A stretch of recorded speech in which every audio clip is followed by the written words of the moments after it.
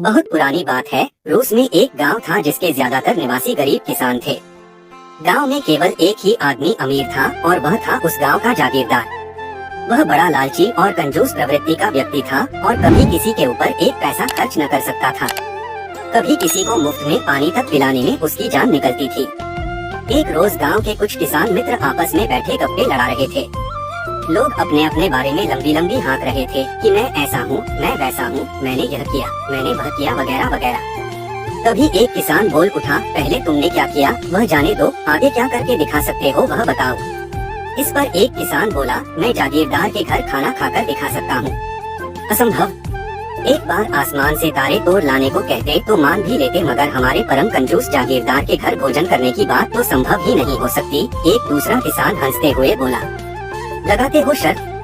मैंने जो कहा वह करके दिखा सकता हूँ। अगर मैंने जागीरदार के घर भोजन करके दिखा दिया तो तुम्हारा घोड़ा मेरा हो जाएगा, और अगर न कर सका तो मैं तुम्हारे खेतों में 1 साल तक मुफ्त मजदूरी करूँगा।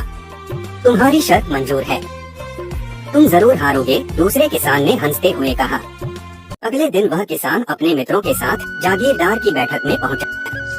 इधर उधर की बातें होने लगी। तभी वह था और जाकर जागीरदार के कान में फुसफुसाया, हुजूर आपसे एक बात पूछनी थी। क्या? जागीरदार ने पूछा। उसके कान में बोला, हुजूर मेरे इस तोप के बराबर सोने के पिंड की कीमत कितनी होगी? सोना सुनते ही जागीरदार के कान खड़े हो गए। वह सोचने लगा, इस किसान के पास इतना बड़ा सोने का पिंड कहाँ से आया? जरूर इसे खेतों में काम करते हुए कहीं गड़ा हुआ मिल गया है, तभी पूछ रहा है। मुझे वह सोने का पिंड इससे हड़पना होगा।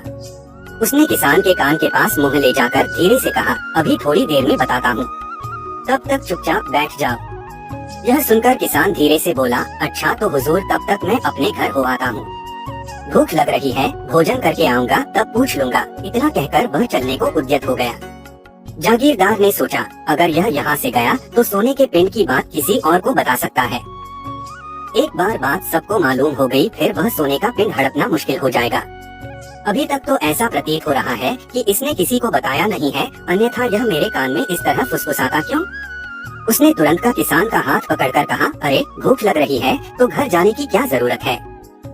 क्या एक दिन मेरे घर खाना नहीं खा सकते? इतना कहकर उसने नौकर को बुलाया और कहा, देखो इसे भीतर ले जाकर बढ़िया भोजन करा, मैं अभी थोड़ी देर में आता हूँ। नौकर किसान को भोजन कराने के लिए भीतर ले गया। उधर किसान के मित्र यह देखकर हतप्रभ थे कि इसने आखिर जागीरदार के कान में ऐसा क्या कह दिया जो वह इसे अपने घर ससम्मान भोजन करा रहा है। कुछ ही देर में जागीरदार ने किसान के मित्रों को चलता कर दिया और घर के भीतर वहां पहुंचा जहां किसान भोजन कर रहा था। उसे देखकर जागीरदार बोला, खाओ खाओ, जी भर के खाओ, इसे अपना ही घर समझो। किसान ने छक्कर खाना खाया और अंत में डकार लेकर जागीरदार को प्रणाम करके चलने को हुआ। जागीरदार बोला, अरे वह सोने के पिंड वाली बात तो कर लो। किसान चौंकने का अभिनय करता हुआ बोला, अरे हाँ हुजूर, वह तो मैं भूल ही गया। तो बताइए मेरे इस तोप के बराबर के सोने के पिंड की कीमत कितनी होगी? जागीरदार बोला, पहले मुझे वह सोने का पिंड दिखाओ तो। किसान, कौन सा सोने का पिंड?